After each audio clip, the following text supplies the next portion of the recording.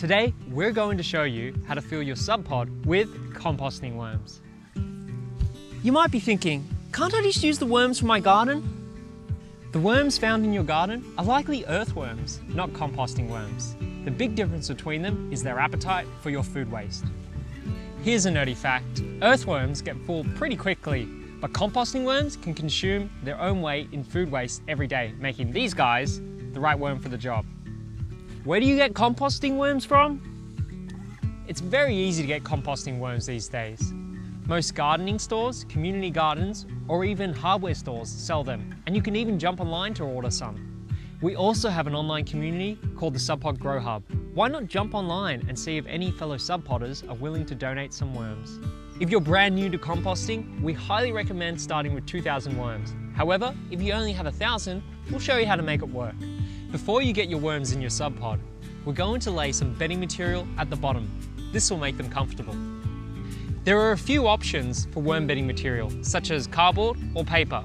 However, if you're new to composting, we highly recommend coconut coir. I'll quickly show you how to set this up. To hydrate your coconut coir, place it in a bucket. Then add the amount of water suggested on the packaging. It takes about 5 minutes to expand. The reason why we use coconut coir is that it holds moisture and allows air to come in, keeping your worms comfortable and happy. This is the type of consistency we're looking for. Your coconut coir should be able to squeeze together with a few drops of water and then fall apart so air can come in. Split up the hydrated coconut coir between the two composting bays.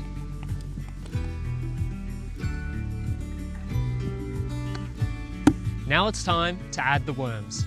If you have the recommended amount of 2,000 composting worms, all you need to do now is split it up as best as you can between the two bays. However, if you have less than 2,000 composting worms, it's best not to split them up. Instead, put them all in one bay. This way they can compost together and build up their populations faster.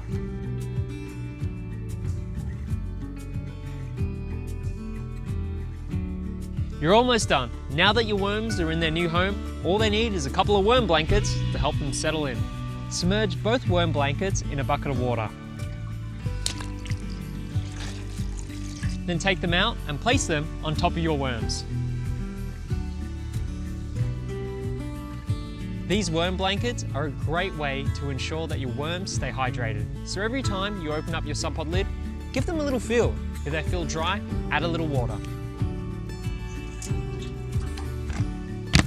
And that's it. Your worms are still settling in, so you'll need to wait 1 week before feeding them.